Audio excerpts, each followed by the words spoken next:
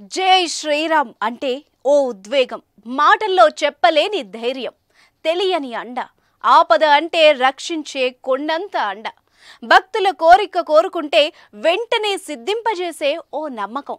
అలాంటి శ్రీరాముని ఆలయ నిర్మాణం కోసం ఓ వృద్ధురాలు 30 ఏళ్లుగా కఠోర దీక్ష చేపట్టింది. ఆమె భక్తికి మెచ్చిన శ్రీరాముడు ఆ వృద్ధురాలి కోరిక నెరవేర్చాడు.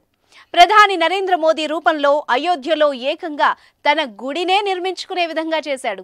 ఇదేంటి, ఓ వృద్ధురాలి కోరికకు ఆ శ్రీరాముడు కరిగిపోవడం ఏంటి అనుకుంటున్నారా? అయితే ఈ స్టోరీ చూడాల్సిందే. మరి గజం కేవలం 15,500 రూపాయలతో 150 గజాల భూమి కేవలం 23 లక్షలు మాత్రమే.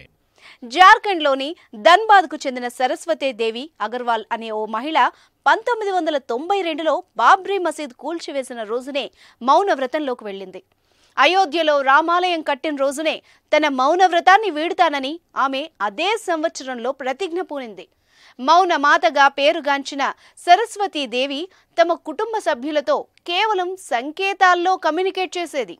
కొన్ని సందర్భాల్లో ఆమె పేపర్పై పెద్ద పెద్ద వ్యాఖ్యలు రాసి ఇచ్చేది.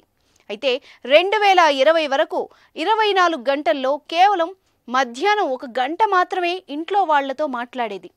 అయితే 2020లో ప్రధాని మోదీ అయోధ్య మందిరం కోసం శంకుస్థాపన చేసిన నాటి నుంచి ఆమె రోజంతా మౌనంగా ఉండడం ప్రారంభించింది. అయోధ్యలో రాముడికి ప్రాణ ప్రతిష్ఠ జరిగిన రోజే తాను మౌన వ్రతాన్ని వీడుతానని అనుకుంది.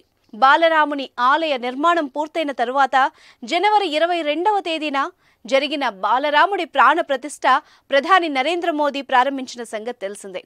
దీంతో 85 ఏళ్ల సరస్వతీదేవి అగర్వాల్ దాదాపు 30 ఏళ్ల తర్వాత ఆమె తన మౌన వ్రతాన్ని వీడారు. అయితే ప్రాణ ప్రతిష్ఠ సందర్భంలో సరస్వతీదేవి అగర్వాల్కు కూడా ఆహ్వానం అందింది. ఆమె అయోధ్యకు రైల్లో వెళ్లినట్టు ఆమె కుమారుడు 55 ఏళ్ల హరేరామ్ అగర్వాల్ తెలిపారు. బాలరాముని దర్శించుకున్న అనంతరం జనవరి 22వ తేదీ ఆమె మౌన వ్రతాన్ని వీడారు. ఆలయం మొత్తం తిరిగి చూసిన సరస్వతీదేవి అగర్వాల్ జై శ్రీరామ్ అంటూ తన మౌన వ్రతాన్ని వీడింది.